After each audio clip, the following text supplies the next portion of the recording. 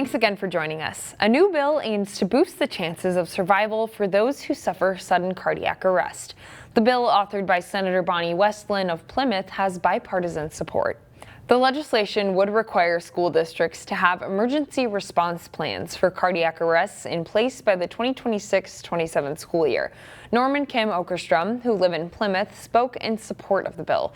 Their son Teddy suffered a sudden cardiac arrest at a Wayzata football practice in 2009 and survived. We are forever grateful for the quick actions that his coaches, an alert teammate, and the staff at Wayzata took to save his life. It's these actions, or the unthinkable lack of appropriate actions during a sudden cardiac arrest prior to EMS arrival, that are oftentimes the difference between life and death. The bill would give $3 million to Minnesota schools to help implement the policy. That includes buying AEDs and funding training for staff and coaches. The Minnesota House is expected to be equally divided after a special election coming up this next week. To give us an update on what that means for the session, Plymouth Representative Ginny Klevorn stopped by to talk about it in today's Newsmakers. It's going very well. We're all finding our footing. Our systems are now kind of in place. People know where to go, how to go, and how to get work done. So I think we're in a good place right now. One of the big obstacles or goals this session, I guess we should say, passing a budget. Yeah. How's the work toward that? So this is a very interesting time for us. The Office of Economic Indicators at the federal level is delayed in getting us information because there's uncertainty about some of the issues. So we'll be a week behind getting our budget forecast, and then a little bit behind in getting our targets this year. But it is the number one priority we should all be focused on, is making sure that we have a budget that works for Minnesotans.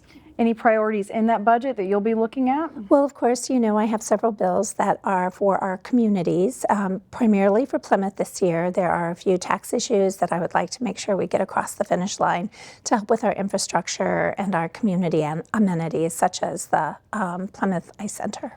Right. Are you hearing from local residents, like expressing support for some of those? Well, of course, our hockey teams definitely want that fourth sheet of ice, and that's a bonding issue that Representative Carroll is the lead on, but it actually is housed in the district that I represent. So it's an issue that is regional, and it's important to our community. So yes, they would like that fourth sheet of ice and maybe a parking structure to make sure.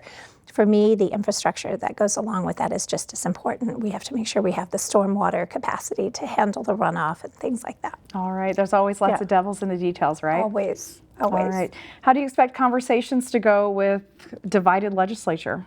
Well, you know, it's interesting because many of us know each other well. You know, we have several new members on the Republican side, and getting to know them, getting to know their priorities. Representative Nash and I will, when the House comes back to 67, be co-leads of state government. And he and I have always had a good relationship, and we find our ways. He knows what my priorities are, and I know what his are. All right. Anything else you'd like to highlight that you're going to work on this session? You know, I always am focused on our community and what we need. Yesterday we had a hearing with teachers coming into the state government committee, and it's important for us to always remember that there are people attached to everything that we do.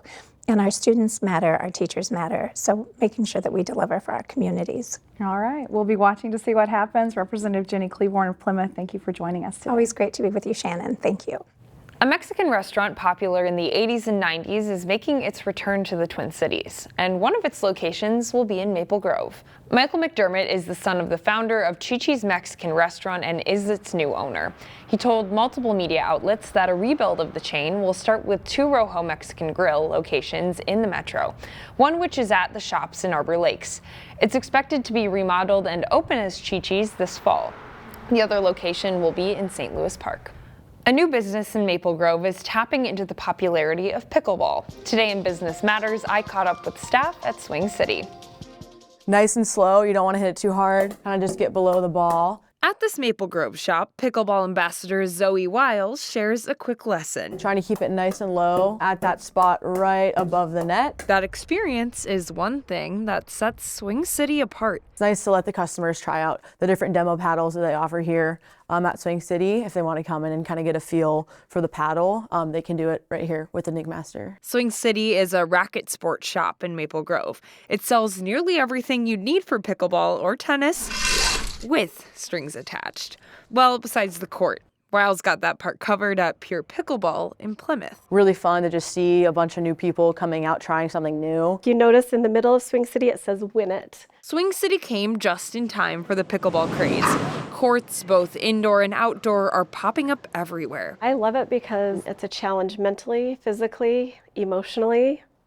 You get a good workout playing. Business owner Elisa Chase opened the shop in response to it. She says it's the only one like it in Maple Grove. There's a need up here to provide some retail space and equipment for people who want to play. And though pickleball is the sport of the moment, Chase says tennis products are selling just as well. Everybody can play pickleball and tennis, so you can just pick it up and learn it, and it's a great social sport too. She thinks the craze isn't going away anytime soon. It's just growing like crazy. You can find Swing City right by the Cub in Maple Grove.